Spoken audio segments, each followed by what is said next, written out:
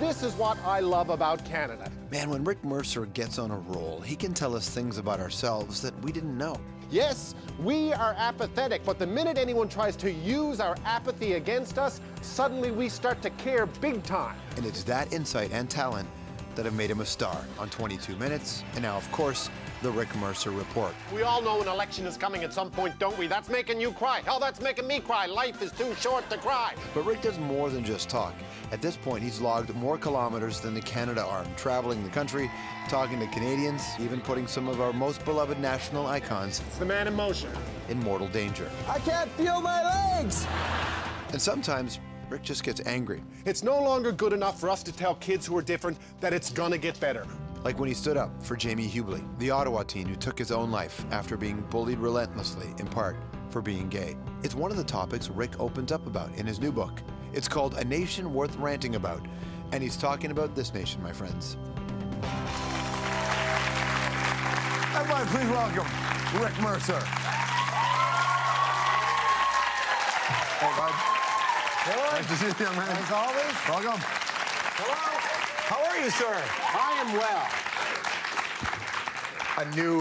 Our new season, your new season, a new parliamentary season. I know, it's all happening at once. Year 10 for me. Year 10. People do less time for murder. But I've never been so psyched about a season. I've never, we've shot a few segments in prepping for the new season. I've never been so happy. There's a new book out. Everything is happening at once. It's very good. A nation worth ranting about? Yes. Because it is. So there's some classic material in here, and also some new essays you've put in there as well, Yeah, right? the book is it's a collection of the rants, which is the commentary I do every week on the show, and so it's a collection of those over the last number of years, and then some stuff I've written specifically about new stuff, and then also I wrote some essays about some of the rants that kind of took on a life of their own after they appeared on the TV show. And I want to get into that in a second. One thing that happens as you get older for many people is certainty can fade. Oh, are you kidding me? I used to be, once upon a time, everything was black or white. You could throw any situation at me, and I would immediately have the answer, and I would immediately have the solution, and now everything is just a sea of gray. That's it. It gets harder and harder to call, but that's the luxury of being an angry young man, and I was an angry young man. Now I'm not so angry, and also I'm more confused. Right. So how does one rant? I'm a confused middle-aged man now. How does one rant? Well, thank God I'm still angry, George. That's never going away. Anger is still my cardio. That's how I stay alive, yeah. Some of those rants you're talking about that took on a life of their own, you had this really powerful when you came on our show and talked about it as well, when you said it's time now for gay people of public profile to come out. This is, dealing with Jamie Hubley and so much other things, right? That was a unique rant because I always endeavor to be funny in a rant.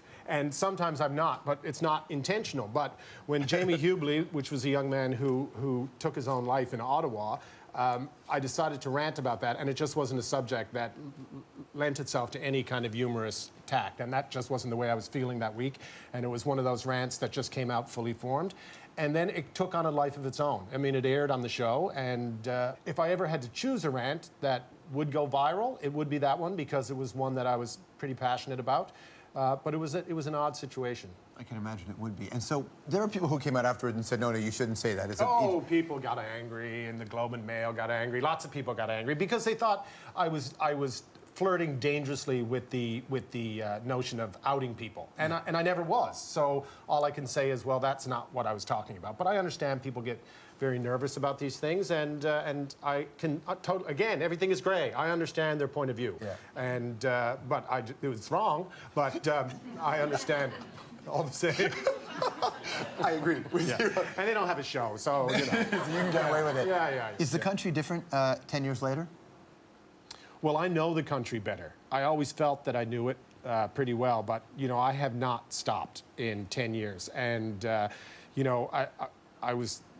my cameraman pointed out to me that last year in 1 week we shot me standing up doing an intro to a segment we did. In 3 segments, I stood on 3 oceans in 1 week, and not a lot of people get to do that. No. And so I know it better, and I love it more and more, and I realize I'm so privileged to do that. Most people can't, but I get angry when people from the East are like, you know, crapping on the West. I get angry because it's my West too, and vice versa. Like if I'm out West and people, you know, are talking about the East and making these grand pronunciations, it's like I get angry. I feel I have ownership in every single part of the country, and I wish more people would. Let's go to a time and place. Oh no! When we play this, what do you What's think? that?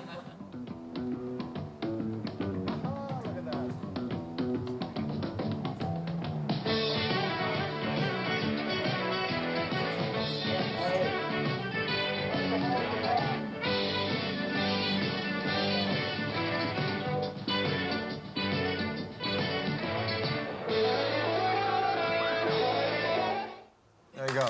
The wonderful grand man. Right? Yeah. Wow, yeah. Well, The Wonderful Grand Band was a TV show that it ran nationally very briefly, but it was a provincial, back when CBC did, you know, regional programming. And it was the TV show that was on. It was a weekly comedy. It was a band fronted by Ron Hines, the great Ron Hines, one of Newfoundland's greatest songwriters. And the comedians were Tommy Sexton and Greg Malone. And they were superstars. They were so big. You would get, you know, literally the streets would be empty when The Wonderful Grand Band was on. The ratings were higher for The Wonderful Grand Band than they were for Dallas, right? So the biggest superstars, TV stars in my universe when I was a kid, they were Newfoundlanders, and they lived down the street. Right. And that had such a huge impact on me because it wasn't a crazy notion to wanna create, you know, comedy and do comedy about Newfoundland, from Newfoundland, work on TV, because the biggest stars in the universe were down the street. And you wanted to be a star. Well, I wanted to do what they were doing. Like, literally, I was that 7-year-old going, that should be me in there, dressed up as that nun. That should be me. I just loved it. I loved it more than anything you could ever imagine. Do you still write the rant alone? Yeah, and sometimes you'll see me. I write them in this building because I find at home there's too many distractions. And so you can see me late on a Thursday night wandering around the halls of this building, sometimes talking to myself. Looking for something to say. Frightening cleaning staff and stuff, yeah.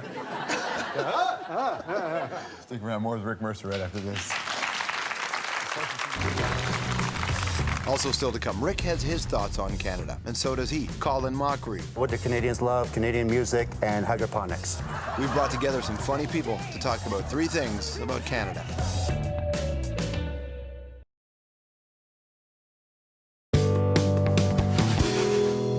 Okay, let's talk about your new show. Okay.